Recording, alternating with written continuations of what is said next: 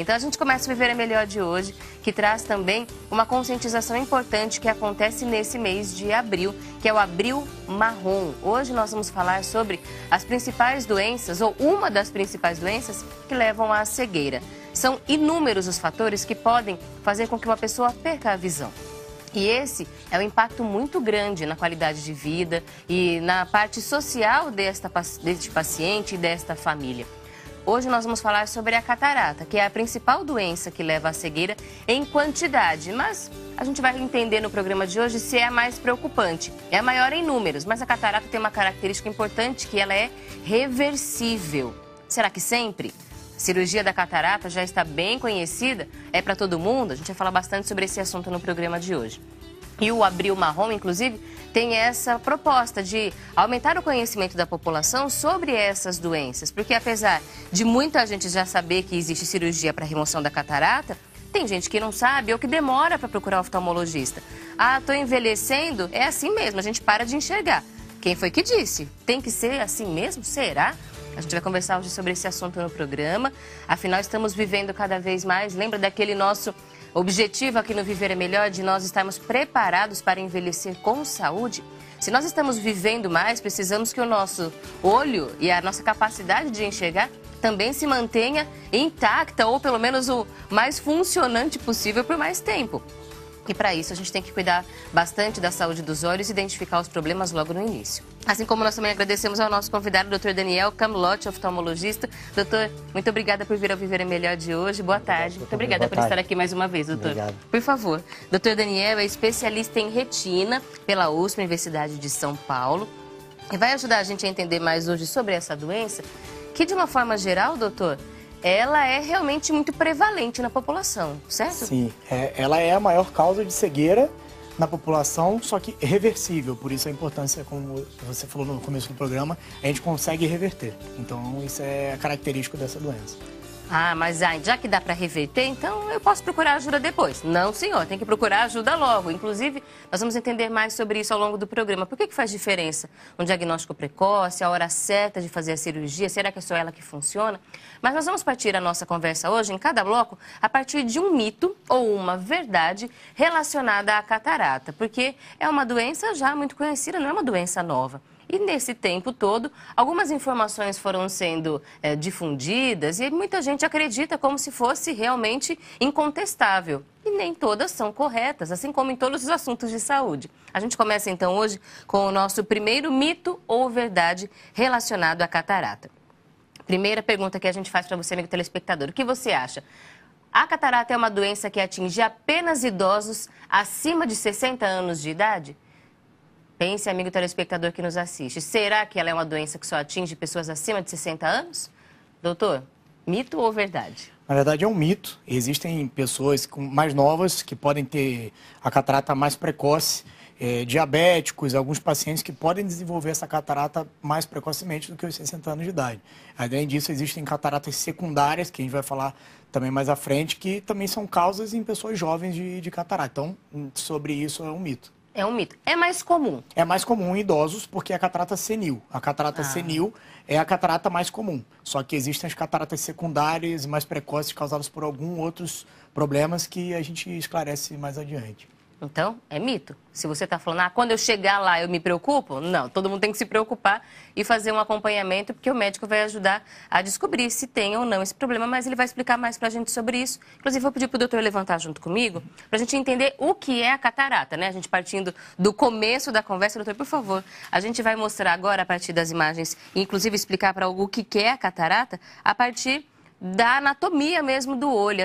A catarata é uma doença que acontece em que parte do nosso olho, doutor? O nosso olho, a gente consegue visualizar, assim, a olho nu, a parte da frente do olho, o segmento anterior. Eu vou pegar esse modelo aqui. Por favor, doutor, porque não precisa nem mostrar na imagem. A gente mostra aqui mesmo no molde do doutor. O que acontece? A catarata, ele está localizado entre essa parte no segmento anterior, é a córnea. Nesse intermediário é o cristalino. O cristalino é uma lente transparente que a gente tem. E essa lente transparente, com o tempo, vai sujando, vai opacificando. Na maioria das vezes em pessoas idosas, pela exposição aos raios solares e tudo. Então chega num momento que esse é um olho normal, que a gente vê que a pupila é preta, Aqui já é uma catarata mais avançada, não é? Nesse caso, é só para a gente entender melhor, fica um branco nessa área porque está bem opacificado. Só que em muitos casos, uma catarata inicial, mediana, não chega a ficar branco, a pessoa não vai ver branco, só que o paciente vai relatar uma visão bem embaçada. A pessoa percebe uma mudança, sim, mas quando ela olha no espelho, ela não consegue ver nada. Aqui é para a gente entender melhor que é uma... O resultado final, sim, digamos assim, uma catarata, né, bem avançada. Só que essa opacidade que acontece no cristalino é bem lento e progressivo. Então isso vai sujando, opacificando o cristalino e todos os raios que passam... Todos os lugares transparentes do olho, precisa passar pela córnea, pelo cristalino e pelo vítreo para chegar na retina e conseguir formar uma imagem precisa. A partir do momento que existe qualquer opacidade em todos esses meios transparentes, vai embaçar a visão. Então, por isso que quando começa a opacificar, o paciente já relata o embaçamento visual mesmo antes da gente perceber esse branco na parte intermediária do olho. Aqui a gente vê o branco bem no meinho, assim, no lugar da pupila, né? É um pouquinho dentro, mas a gente consegue visualizar esse branco pela falta de transparência, né? Poderia ser em qualquer lugar aqui dos olhos, doutor, ou tem uma área... Na verdade, como ele é nessa parte intermediária, como a pupila ela é fechada, a menina dos olhos, aí ela dilata e fecha. Então, a maioria das vezes a gente vê nessa parte central. Mas a catarata pode ser tanto na parte segmento anterior do cristalino, no núcleo, no mais central, ou no subcapsular posterior, que é na parte mais posterior. Então, existem várias localizações no cristalino da catarata, mas ela vai causar essa dificuldade visual, essa perda de transparência. Que a gente pode ver aqui a imagem de uma pessoa normal, como eu tinha falado, os raios passam pela córnea, que é transparente, pelo cristalino, que se localiza aqui, onde causa a catarata, pelo vítreo e cai na retina perfeitamente. Então, dá uma imagem nítida.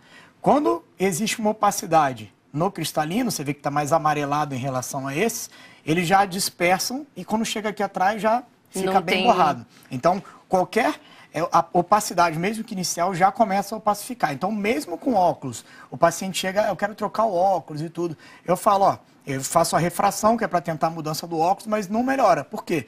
Não adianta eu sempre digo, não adianta você trocar o vidro do relógio se o ponteiro do relógio está operado. Você precisa resolver onde está com o problema. E o problema é aqui. Então, a gente precisa resolver e não trocar o óculos. O óculos não vai resolver o problema da catarata. Esse é o primeiro sinal da catarata? É esse embaçamento? O primeiro sinal, o paciente percebe que não começa a ter dificuldade de ler. Mesmo com óculos, ele não consegue ler, não consegue visualizar alguma imagem à distância. Ele tenta fazer a refração, passa na consulta e mesmo com óculos não consegue resolver. Claro, existem outras doenças que podem causar uma turvação visual, uma opacidade, mas a catarata, o primeiro sintoma é esse, não tem dor, na maioria das vezes, só se for uma catarata secundária, algum trauma e tudo, mas inflamação, mas nesse caso, uma catarata senil, é embaçamento visual. Algum outro sintoma, doutor?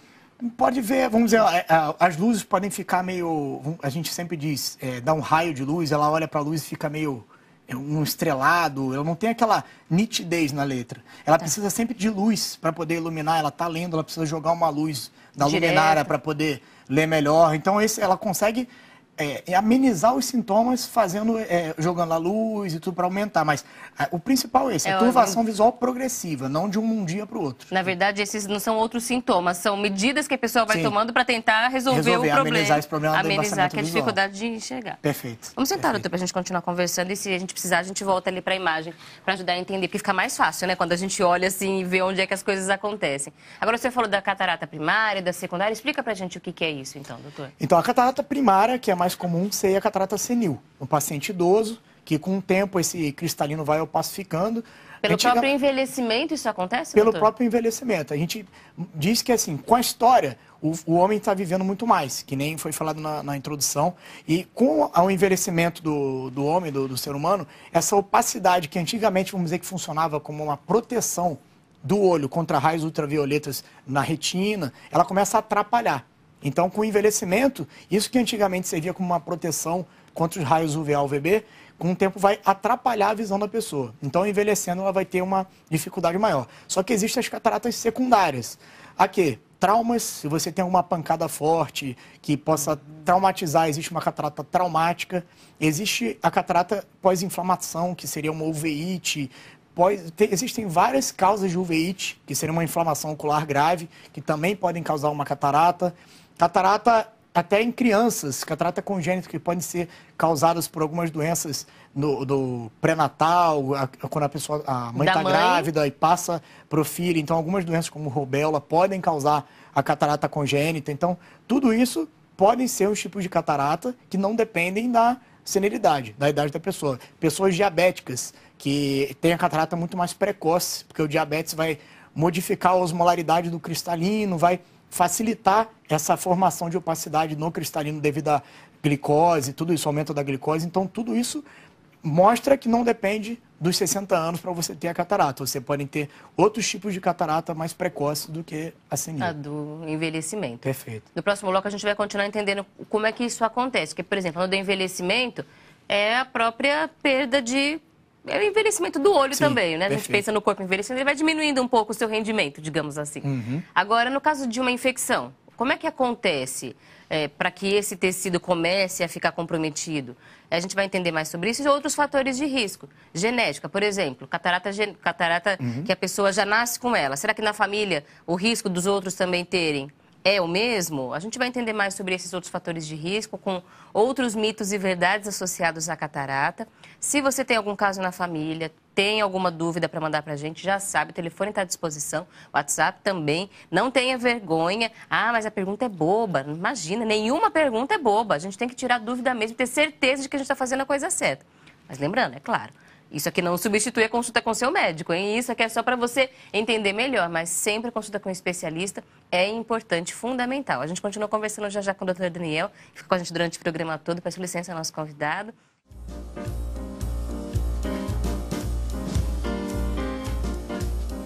Fumar pode causar catarata? Essa é a pergunta que a gente faz para você agora aqui no Viver é Melhor. Que fumar faz mal para a saúde, todo mundo já sabe. Inclusive, muitas, eu diria até centenas de doenças já devem estar associadas ao cigarro, diretamente ou indiretamente. Agora, doutor Daniel, a gente associar o cigarro com um problema nos olhos, a gente fica assim, mas será? Isso é mito ou é verdade, doutor? O cigarro pode fazer mal também para o olho. Ele pode fazer a catarata evoluir mais rapidamente. Por quê? Porque existe a fumaça, calor. O calor pode influenciar nessa evolução da catarata, a progressão. E, além disso, substâncias tóxicas que são eliminadas pelo cigarro também podem interferir. Radicais livres, tudo isso pode interferir na evolução da catarata. Além disso, o cigarro pode influenciar na visão. No olho seco, o olho pode ficar vermelho, você pode ficar com o olho mais ressecado por causa da fumaça e, além disso, causar problemas na retina, como a degeneração macular relacionada à idade. Então, é um fator de risco para várias doenças do olho, inclusive aumentar a evolução, a rapidez da progressão da catarata. Então, ele não seria um fator causador da catarata, vamos ver se eu entendi direito. Tá. Mas se a pessoa já tem catarata, ele vai acelerar o processo... Pode ser mais precoce essa evolução, a progressão acelerar. pode ser maior, pode ser mais rápida. Essa, inclusive, é uma característica da doença, doutora? Ela vai avançando com o passar do tempo? Sim. Ou ela pode... uma catarata pequenininha, começou assim e não aumenta de tamanho. Isso acontece? Não. A ideia é a progressão lentamente da catarata. Ela pode, casos que vão evoluir mais rapidamente, outros casos que evoluem mais lentamente, depende muito da genética, depende muito da causa. Uma catarata inflamatória, traumática, ela evolui mais rápido do que uma catarata senil. Mas o cigarro, com certeza, é algo que faz mal não só para o olho, como para todo o corpo. Então, existe essa importância de chamar atenção sobre o tabagismo. Um dado que mostra já o quanto isso é grave, o tabagismo é a principal causa de morte evitável no mundo. Milhões de pessoas morrem todos os anos por consequências relacionadas ao cigarro. E poderiam ser evitadas essas mortes porque ninguém é obrigado a fumar. A gente não precisa disso. Então, é uma causa de morte evitável. Então, a gente tem que refletir bastante sobre isso. Se você que nos assiste é tabagista, procure ajuda. Tem muita gente hoje especializada, muitas alternativas de tratamento para você conseguir vencer essa dependência. Que é dependência, sim. Então, precisa de ajuda muitas vezes e vale a pena. Sempre vale a pena. Não vem com aquela história também, mas já fumei a vida inteira, agora não adianta. Claro que adianta. E é por isso que a gente está aqui todos os dias, inclusive, para ajudar você também. Se vocês quiserem que a gente fale sobre esse assunto, a gente retoma. O tema aqui no Viver é Melhor também é só registrar o pedido pelo telefone ou pelo WhatsApp. Mas retomando a conversa com o doutor, fazendo essa conscientização pela vida e contra o tabagismo, a gente pensa em causas para a catarata. Genética. Sim. Genética, eu diria, por exemplo, a pessoa que nasceu com a catarata congênita, foi genética ou foi congênita, uma a maioria das doença? vezes foi alguma doença do pré-natal ou durante que a mãe pode ter tido, não percebeu no pré-natal, não fez essa, vamos dizer, o tratamento, causou essa, como eu falei, uma rubéola que pode causar glaucoma congênito, catarata congênita, outras doenças podem causar problemas na retina, até mesmo como foi descoberto Zika, Sim. algumas doenças que causaram lesões no olho. Então isso é catarata congênita, que você deve tomar cuidado de detectar numa criança pequena, porque quanto mais rápido você operar, principalmente se for unilateral, essa catarata pode funcionar como um fator Ramblück. Ela pode não deixar esse olho que tem a catarata congênita evoluir igual o outro. Então, quanto mais rápido você operar, maior a chance de você fazer o cérebro desenvolver esse olho a enxergar. E se for bilateral, também existe essa importância de detectar para que você tenha uma chance de melhora, um prognóstico visual maior. Quanto mais cedo você faz a cirurgia da catarata congênita, maior a chance dela evoluir com uma visão mais próxima da normalidade. Mas o fato dela ter nascido com a catarata não quer dizer que é uma questão genética. Não. Não então, quer dizer. Ela pode ter sido causada por uma doença no pré-natal que isso causou uma catarata congênita. Não aumenta o risco, então, dos filhos ou dessa criança de terem catarata também? Pode ter, assim, na família, a genética um pouco mais precoce, a catarata senil, mas a catarata congênita seria mais pelo fato de ter alguma doença no pré-natal, a mãe que passou para filho e teve essa catarata congênita. Quando o senhor falou da catarata secundária, do trauma, a gente imagina o trauma, a agressão, tudo, mas e quando é uma infecção? Sim. Por bactérias ou o que foi? Como é que isso vai fazer com que o cristalino comece a ter essa opacidade? O que acontece? A infecção que a maioria das vezes causa a catarata é a uveit. O que pode causar uveit? Herpes, um vírus de herpes pode causar uveit, uma toxoplasmose, várias causas de uveit, até problemas reumatológicos, como qualquer causa reumatológica, como artrite reumatoide, qualquer problema que possa desenvolver uma uveit no olho, pode causar uma inflamação que fica girando na camada onde tem um moracoso, você tem várias células inflamatórias. E essas células inflamatórias podem interferir também no cristalino, causando uma opacidade, e essa opacidade vai gerar catarata secundária à inflamação. Então essa uveit, que é causada por fatores sistêmicos como reumatológicos, herpes, vírus, tudo isso pode gerar uma catarata secundária a essa inflamação que o olho está tendo. E isso vai ser mais grave do que se fosse uma catarata primária, doutor? A cirurgia de catarata pós-inflamação, ela é mais delicada. Ela pode ter complicações maiores do que uma catarata senil, porque pode mexer com algumas estruturas, pode abalar a córnea, ela pode mexer com as células da córnea, que pode diminuir, pode dificultar a cirurgia. Você vai fazer alguma fase da cirurgia, essa fase ser dificultada por essa inflamação. Então, a catarata inflamatória tem uma cirurgia um pouco mais delicada, mais complicada do que uma catarata senil. A traumática também. A catarata traumática pode mexer com as zônulas, é o que mantém o cristalino preso ali. E essa zônula pode ter sido abalada pelo trauma, e isso pode fazer com que a catarata fique mais solta. E aí, na hora que você vai mexer, pode acontecer alguma complicação, a chance muito maior do que uma catarata senil. Bom, atenção a esse assunto, então, porque diagnóstico precoce vai fazer muita diferença. Agora, um outro mito ou verdade sobre causa. Eu não sei, vamos ver se realmente procede essa dúvida. Olhar para o sol, sem proteção, pode causar catarata, doutor? O sol é uma das poucas formas que a gente tem de se proteger para a catarata não evoluir tão rapidamente. Por quê? Porque o sol tem os fatores UVA, UVB, que podem causar esses ultravioletas que vão piorando e causando essa opacidade da cristalino.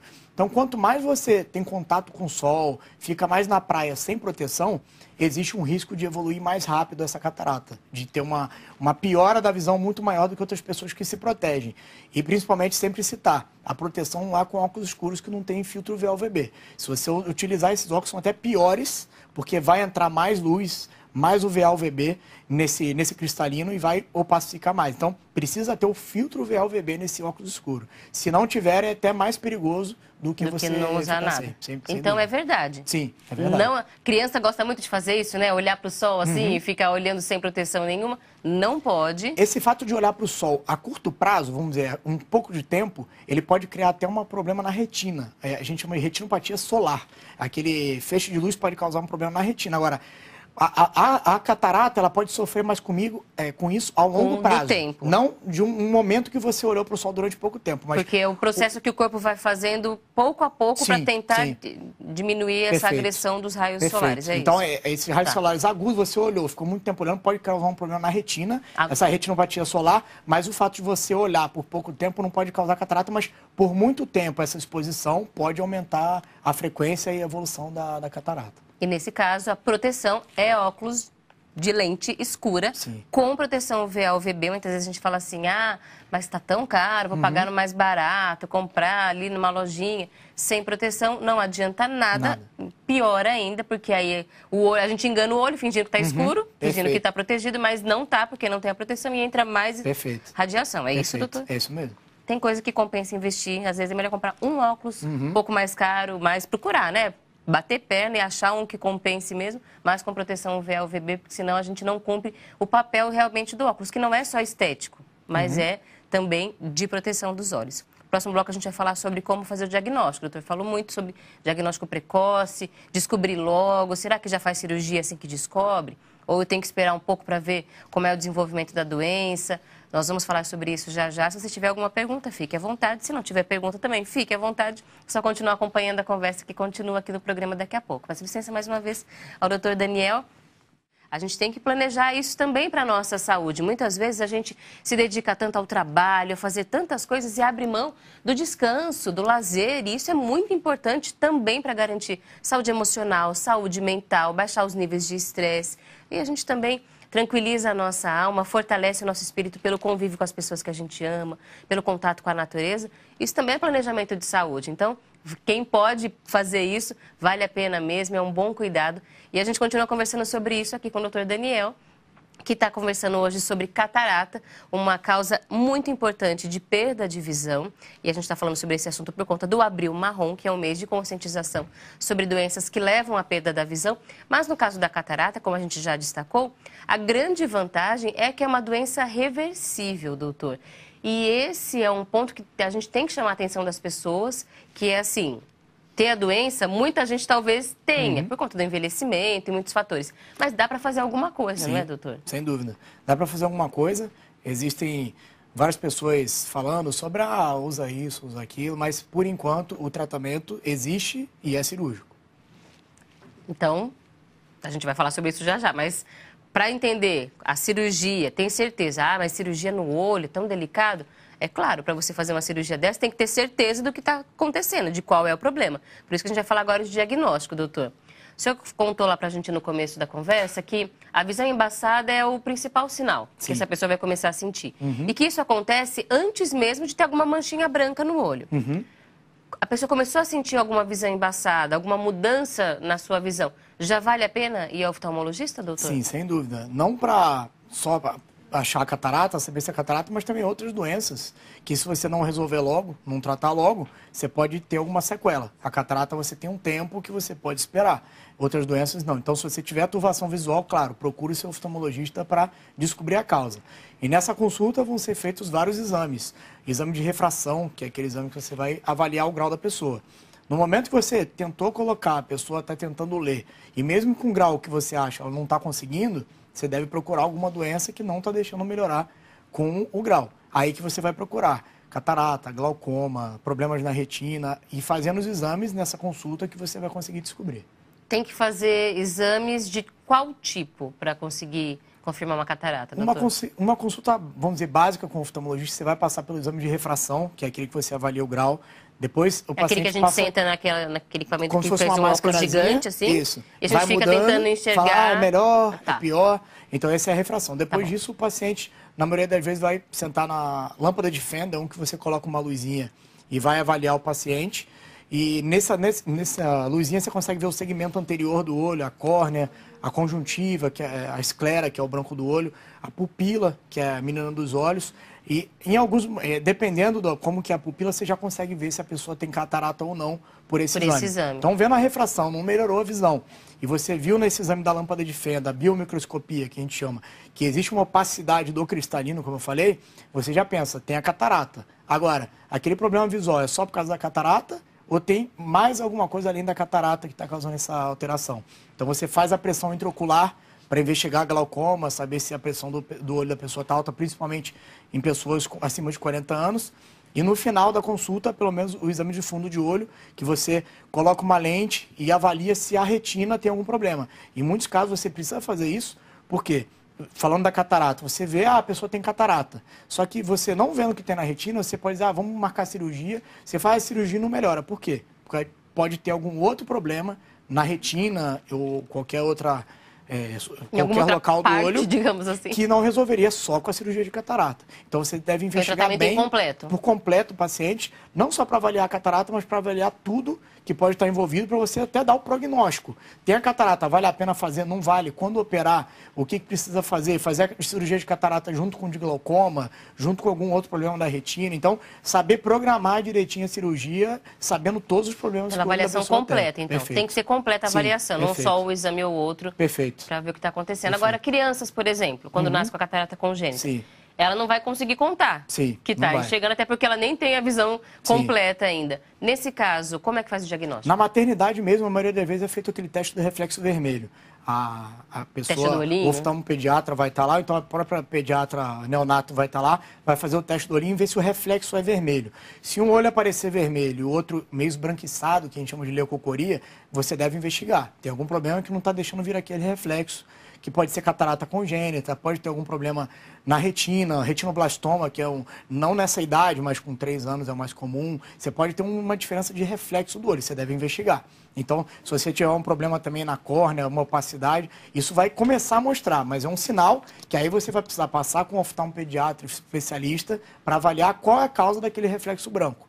Então, catarata congênita pode ser avaliada assim, deve ser feito logo, como eu falei, porque a cirurgia de catarata congênita deve ser feita logo. Quanto mais rápido a cirurgia for feita, maior a chance de recuperação.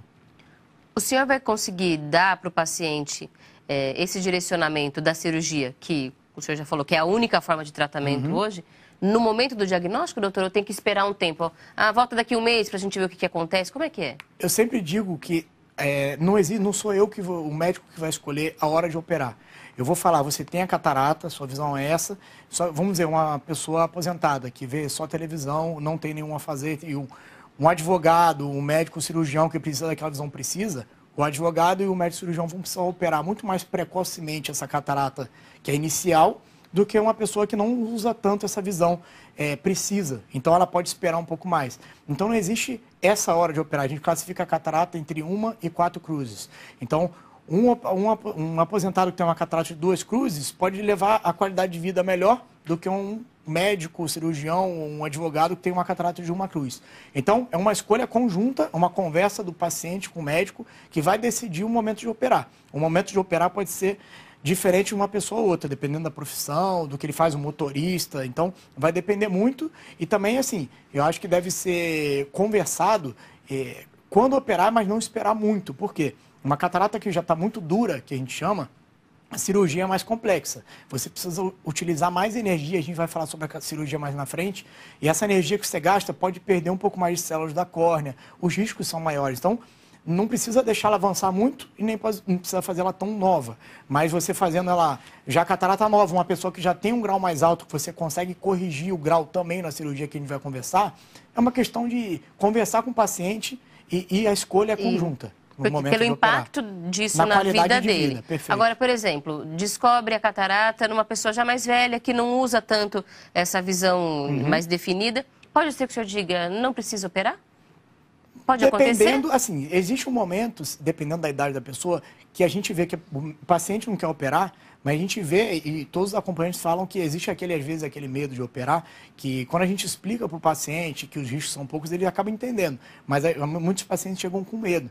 Então, mesmo não enxergando quase nada, que a gente vê que está atrapalhando, mesmo uma pessoa que não tem a visão precisa, a qualidade de vida é atrapalhada. Então, a gente conversa e fala, você não está enxergando isso, está conseguindo fazer isso, aquilo, você vê que a qualidade de vida está sendo atrapalhada por aquela catarata, que já está avançada, mas o paciente tem um certo medo de fazer a cirurgia. Então, a gente conversa sobre a cirurgia, que os riscos são mínimos e que ele pode ficar tranquilo. Então, acaba que o paciente é convencido que a qualidade de vida dele não está sendo tão boa e que a cirurgia vai ajudar. E depois que opera um olho, ele acaba operar logo o outro olho. Então, não precisa ter medo desse tipo de cirurgia. Sempre que falam em cirurgia no olho, me dá uma certa agonia, ficar pensando, né? Mas o doutor já vai explicar para a gente mais como é que isso acontece, para entender.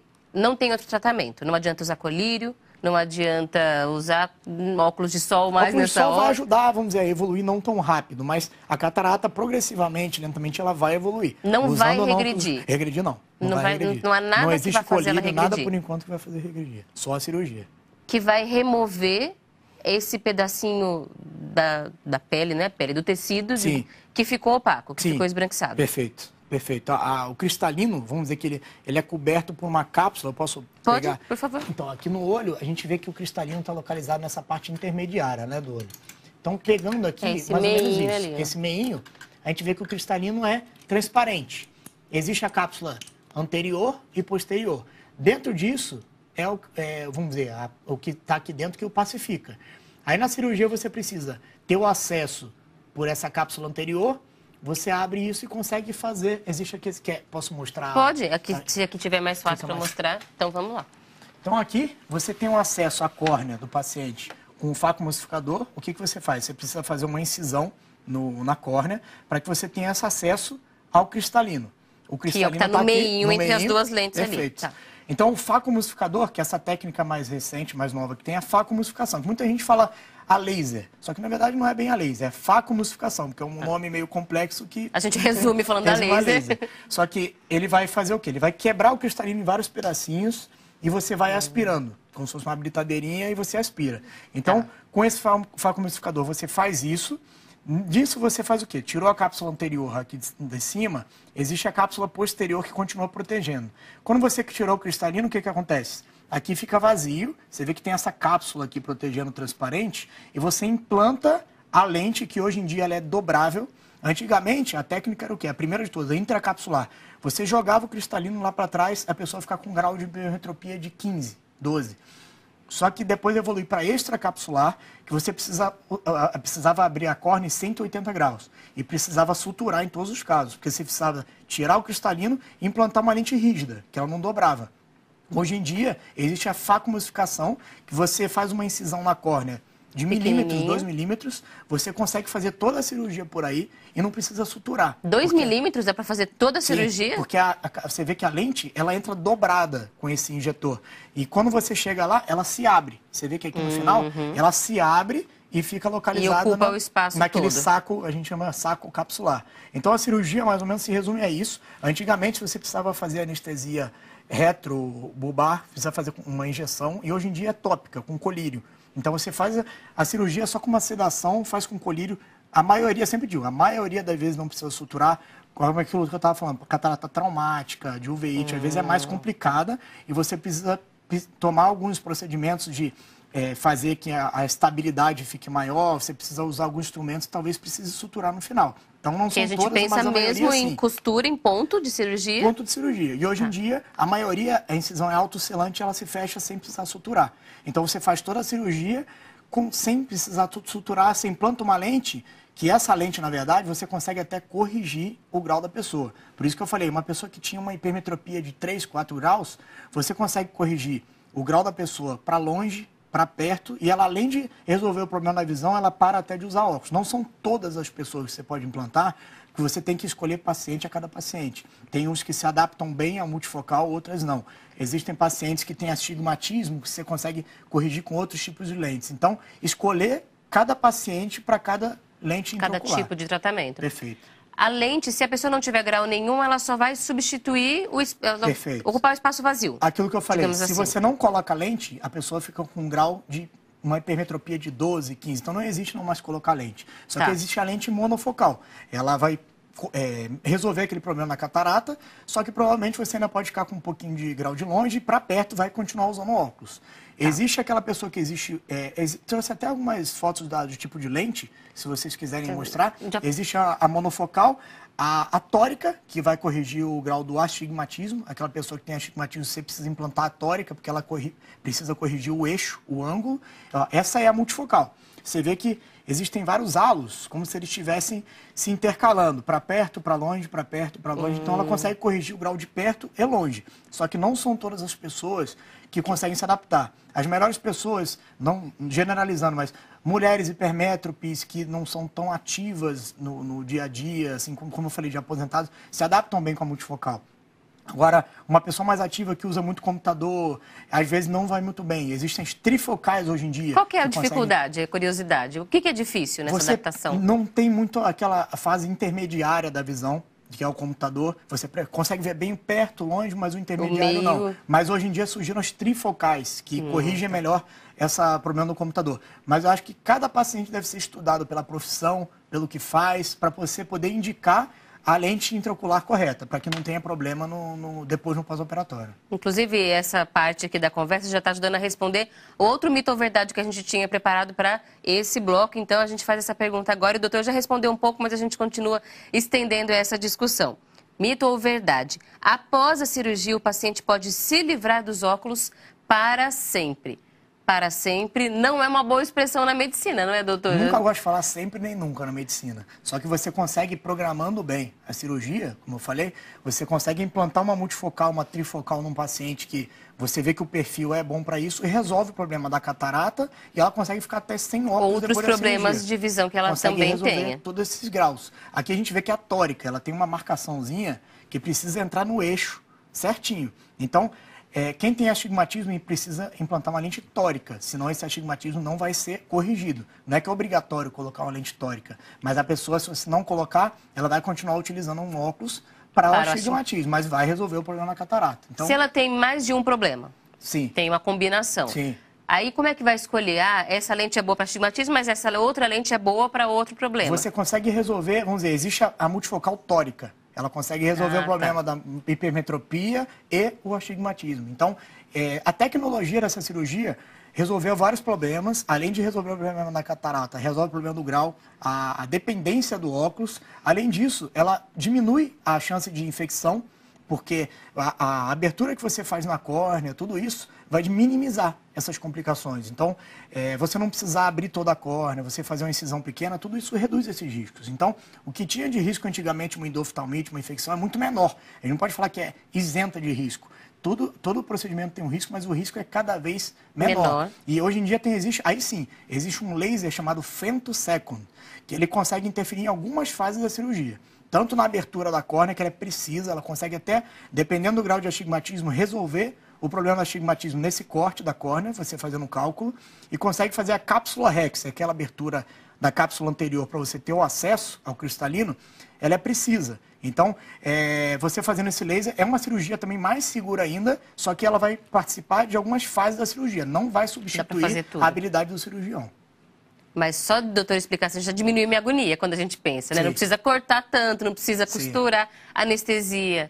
Tópica, a maioria das vezes, em alguns casos você não pode fazer catarata congênita, claro, você precisa fazer anestesia geral, mas a maioria das vezes tópica, com paciente que colabora, fazer a sedação e você consegue fazer a cirurgia. Vamos sentar, doutor, a gente pode continuar conversando sentado. Você falou da anestesia geral só em cirurgias mais graves, digamos assim, ou que serão mais difíceis? O senhor falou de algumas que tem que usar mais força, digamos assim. É só para esses casos? Na maioria das vezes, assim, anestesia geral em cataratas congênitas, claro, em crianças. Em adultos, aí é um maior cuidado de ter aquela sedação, você ter um risco cirúrgico bem feito. A pessoa dorme?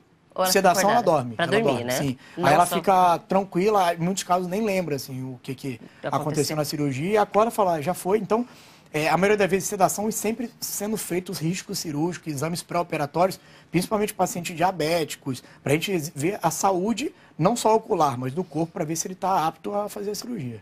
Para que tenha uma boa recuperação. Sem dúvida. Como é que é a recuperação? Porque já escutei histórias de gente falando assim, fiz cirurgia da catarata, agora eu tenho que usar um óculos assim, eu não posso ir não sei onde. Qual é a recomendação que esse paciente vai receber? Eu sempre digo que assim, o pós-operatório, cada vez mais ele ficou mais tranquilo, só que depende muito também do paciente, depende da cirurgia. O que acontece? A lente, ela precisa cicatrizar onde ela foi implantada. Se você começa a abaixar muito a cabeça, dormir para aquele lado, na hora que vai colocar o colírio do pós-operatório, ficar mexendo no olho, essa lente pode sair do lugar. Então tem que ter esses cuidados de não ter o contato, pancada no olho, não coçar, tentar evitar de abaixar bruscamente a cabeça. Então, esse pós-operatório, a maioria das vezes, dependendo do tipo de catarata que você tem, você não, depois de acabar a cirurgia, a pessoa já percebe uma melhora visual. Então, a pessoa já percebe uma melhora dependendo, claro, do tipo da catarata e do tipo de inflamação que for gerada. Se ela for muito dura, você gera maior inflamação, o pós-operatório demora um pouco mais, mas em muitos casos você consegue perceber a melhora visual logo depois da cirurgia. E a gente sempre diz os cuidados nas primeiras 2 semanas, isso de não dormir para esse lado, evitar abaixar bruscamente a cabeça. Repouso é preciso? Por exemplo, a pessoa vai ficar alguns dias longe do trabalho? A gente pede para quem trabalha, claro, com pegar peso, precisar baixar a cabeça, a gente pede pelo menos essas 2 semanas, um mês, dependendo, claro, vai variar de caso para caso. Mas, assim, utilizar, ver televisão, isso não vai ter impedimento, a pessoa vai poder ver. O problema maior é pegar peso, abaixar a cabeça, pancada no olho, para evitar que a lente saia do lugar. Evitar esses problemas que aumente a chance de infecção, que use o colírio corretamente, o antibiótico, anti-inflamatório, se não usar o risco, claro, é maior. Então, fazendo tudo corretamente, desde o pré-operatório, o risco cirúrgico, o intraoperatório, pós-operatório bem feito, o risco de acontecer alguma coisa é muito mínimo. Pequeno. E aí a gente consegue reverter um dano que havia sido causado, a perda da visão, e a gente vai continuar falando sobre isso no próximo bloco. E a gente tem uma pergunta para responder também. Quero agradecer a telespectadora Magda de Mendes, do Rio de Janeiro. Olá, Magda, boa tarde. A gente recebeu sua pergunta e no próximo bloco a gente vai falar sobre isso. Quem está nos assistindo pode participar também. Aproveite o intervalo, só mais um bloco com o Dr. Daniel aqui. Então, é a última chance que você tem de tirar a sua dúvida. Mitos e verdades sobre a catarata. E aí a gente agora começa a entrar na parte das boas recomendações para ter a saúde dos olhos sempre saudável. É verdade que o uso de colírio para lubrificar os olhos é recomendável? Doutor Daniel, eu até arrisco a resposta. Vamos ver se eu sei. É recomendável, não é, doutor? Principalmente esse tempo seco, quem usa muito computador, fica muito no celular. Resseca mesmo, depois menopausa, tudo isso pode ressecar mais o olho. Só que sempre tomar cuidado, porque existem lugares que você acha, me vê um colírio, você acha que é lubrificante, é um vasoconstritor, que você fica com o olho branquinho, só que tem 2 problemas. Tem o efeito rebote, você, depois que parou de usar, volta pior do que antes. E além de, porque faz essa vasoconstrição, afina os vasos, quem já tem a tendência a ter pressão arterial alta, pode piorar isso com o uso desse colírio. Além disso, o uso de corticoides. Colírio de corticoide é um anti-inflamatório que também não precisa de receita igual antibiótico. Você consegue comprar e causa 2 problemas no olho. Glaucoma, aumento da pressão intraocular, e a catarata. É uma outra causa de catarata secundária, uso crônico de corticoide. Do uso de medicamento. De corticoide. Tanto colírio como sistêmico. Então, sempre se você usar continuamente corticoide, é importante o acompanhamento também com o oftalmologista. Então, lubrificante sim. Claro, passando com o seu oftalmologista, sabendo qual lubrificante você utilizar, mas não utilizar qualquer um. Porque às vezes você chega na farmácia, dado qualquer colírio que não é um lubrificante, pode gerar problemas tanto para o olho como para a parte sistêmica do corpo. E essa recomendação, então, é para quem tem catarata, mas é para a população em geral? A população em geral. Não vai influenciar na catarata o lubrificante, mas a população em geral, com o tempo mais ressecado, utiliza muito computador, ar-condicionado, tudo isso. E a gente vê isso muito associado ao tempo, a gente está no outono, a gente já começa a perceber, mas muito ao uso da tecnologia, sim, né, doutor? Sem dúvida. Gente que fica muito no celular, muito no computador, e aí pode estar em qualquer lugar, super úmido, até você que está numa região que não sofre tanto com a mudança de estação, como mais aqui em São Paulo, no Sudeste, mas todo mundo hoje, de alguma forma, corre risco a ter esse ressecamento, não é, sim, doutor? Porque o aparelho eletrônico você fica mais concentrado e você acaba esquecendo de piscar. Então a lágrima evapora, porque você não piscou, resseca e cada vez o ciclo vai aumentando mais. Agora a pergunta da Magda de Mendes, do Rio de Janeiro, capital. Magda, muito obrigada pela participação. Catarata não tenho, mas de 2 meses para cá fico vendo uma linha preta que passa e some. O que pode ser, doutor? Então, Magda, a mosca volante, que a gente chama que você está sentindo, não tem nada a ver com a catarata. O problema é que existe um gel dentro do olho chamado vítreo, e esse vítreo, com a idade, em paciente automíope, então quem teve trauma ocular, ele pode se desorganizar e soltar de alguma parte da retina. Quando ele se solta, você vê esse gel, um mosquitinho, uma teia de arame mexendo para lá e para cá. Quando isso acontece, pode ser algo normal, que pode acontecer com a idade, só que você sempre deve fazer um exame de fundo de olho, de mapeamento da retina, para avaliar a periferia da retina, para saber se na hora que esse gel se soltou, se teve alguma lesão. Se formou alguma ruptura, algum buraquinho na retina, isso pode desenvolver um descolamento de retina, que aí sim é grave. Então, você precisa fazer esse exame para fazer um tratamento profilático com laser para evitar um problema maior. Mas a maioria dos casos não costuma formar uma lesão e você vai acostumar com isso, vai amenizar com o tempo. Porque ela fala que passa na frente dos olhos, assim, depois some. Sim. Na verdade, então, não some. Não some. O seu cérebro acostuma com o tempo com esse gelzinho mexendo para lá e para cá e você, vamos dizer, o cérebro ignora, mas ele continua ali. Mas é muito importante dela fazer o exame do fundo do olho, do mapeamento de retina, para avaliação da periferia da retina para ver se tem alguma associação, alguma lesão associada a isso. A maioria das vezes não tem, mas é importante realizar para evitar qualquer problema no futuro. Ela contou que foi de uns 2 meses para cá. Uhum. Pode ser que aumente, que apareçam outras linhas pretas, ou tem gente que fala como se fosse uma mosquinha Sim. mesmo, né? Uma bolinha preta. Pode ser que aumente, doutor? Eu digo que esse que se soltou não vai aumentar, mas se soltar em outras regiões, ela vai sentir nova mosquinha, um flash de luz, e se sentir uma nova mosquinha, é importante de novo marcar o fundo de olho, o mapeamento, para ver se com essa outra região que se soltou, se teve alguma lesão na retina. Então, pode acontecer de aumentar, mas não esse. Pode surgir um novo e você precisa fazer o exame de novo. Muito obrigada, viu, Magda, pela participação. Agora, o Adriano de Arapongas, no Paraná. E Adriano, boa tarde. Tem os olhos sempre avermelhados, doutor. O que pode ser isso? Então, Adriano, olho vermelho, existem vários diagnósticos diferenciais. Olho vermelho não é só conjuntivite. A conjuntivite existe a bacteriana, a alérgica, a viral, só que existem outros problemas graves, como uveíte, que eu falei, aquelas inflamações que podem causar, que deixam o olho vermelho, úlcera de córnea, até ceratite causada por herpes, tudo isso é grave. Então, olho vermelho não é simples. Sentiu o olho vermelho, procura o seu oftalmologista para ser avaliado no aparelho adequado, na lâmpada de fenda e descobrir a causa. Para descobrir na causa, sim, tratar corretamente. O olho vermelho não é só com um colíriozinho que vai resolver. Então é importante passar com o oftalmologista e descobrir a causa do olho vermelho. Porque podem ser muitas coisas. Muitas coisas. Algumas mais simples, fáceis de tratar, e outras mais complexas. Perfeito. Muito obrigada, então, ao nosso telespectador Adriano. Procure um oftalmologista para você tirar a dúvida. A Irani Santos, de São Paulo, capital. Uma pessoa que possui 17 graus de miopia, pode fazer uma cirurgia para retroceder esses graus? Irani, então, o 17 graus de miopia é um grau muito alto. Então, você precisa primeiro saber a córnea, onde você vai agir no laser para diminuir a miopia, se ela tem espessura o suficiente para ser reduzida e curvatura, com os exames de paquimetria e topografia, principalmente o exame de Pentacam, que vai fazer todo o mapa dessa córnea. Além disso, fazer o exame do mapeamento de retina, porque você precisa avaliar a periferia dessa retina, porque, como eu falei, no alto míope, a chance de você ter lesões na retina por ela ser mais afinada são maiores. Então você precisa avaliar a retina, ver se precisa fazer algum laser profilático antes da cirurgia. Então, fazendo todas essas avaliações e vendo se pode corrigir, até poderia. Até mesmo se ela já, vamos dizer, for uma pessoa de mais idade, com catarata, você consegue implantar uma lente para corrigir esse problema da miopia. Então você consegue resolver, como eu falei, com a lente intraocular o problema do grau. Só que tudo Os isso 17 graus? 17 graus. Você consegue implantar uma lente intraocular que vai diminuir esse grau. Então por isso que a lente vai resolver esse problema. Mas antes de tudo deve ser feito todos os exames pré-operatórios, fundo de olho, topografia, paquimetria, para que isso seja programado corretamente e evitar uma complicação na cirurgia, pós-cirúrgica. Muito obrigada, Irani, pela participação. Agora, a última pergunta para responder do seu Samuel de Paula, de João Monlevade, de Minas Gerais. Nunca ouvi falar dessa cidade, seu Samuel. Seja bem-vindo ao nosso programa, viu?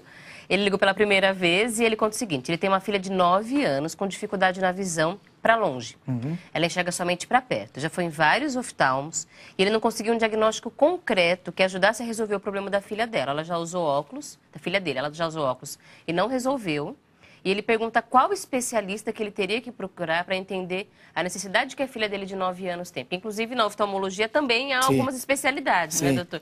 Qual que ajudaria ele a entender melhor esse problema que a filha dele tem? Então, o olho é um órgão pequenininho, mas que existem várias subespecialidades, né? De córnea, especialista em retina, tudo isso existe. Mas o que acontece? Primeiro, ele falou, não resolveu com óculos. Se não resolveu com óculos, a gente deve procurar no olho alguma área que esteja causando esse problema. Então, na córnea, se tiver uma opacidade, pode causar uma baixa visual. Na retina, que seria a parte do olho, também pode ter uma alteração que esteja causando essa baixa visual.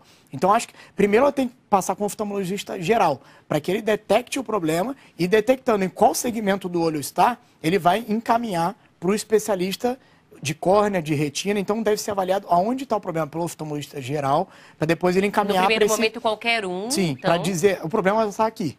Ele vendo o problema onde está, ele vai encaminhar pro especialista. Não dá para a gente dizer, baixa visual, pode ter problema em qualquer camada do olho. Então, vai precisar passar com o oftalmologista geral para que ele veja onde está o problema e aí sim ele encaminhar para o especialista naquela área. Ele vai fazer aqueles exames que o senhor comentou, gerais, sim. Exames gerais. E ele vai ver onde está o problema e, na dúvida, ele vai encaminhar para esse especialista em cada segmento ocular.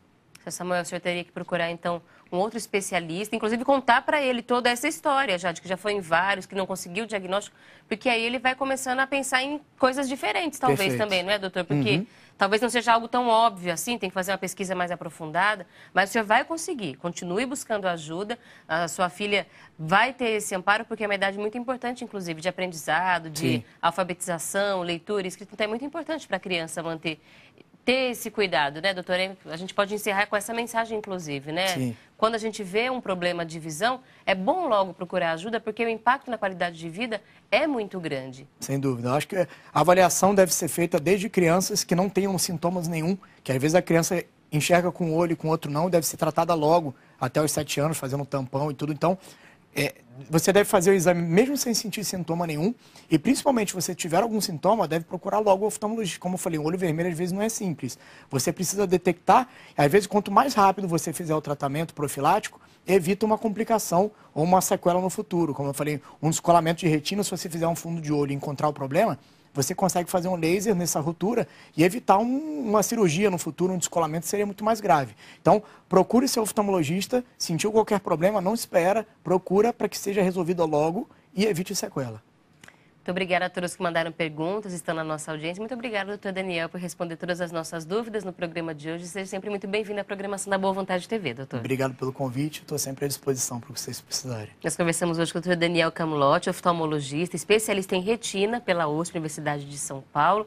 E a gente reforça essa campanha sempre para cuidar da saúde dos olhos. O impacto na qualidade de vida é muito grande. E no caso da catarata, como o nosso assunto de hoje, dá para reverter, dá para tratar. Então, tem que buscar ajuda. Obrigada, doutor Daniel, mais uma vez. Obrigada a você que está nos acompanhando aqui na Boa Vontade TV.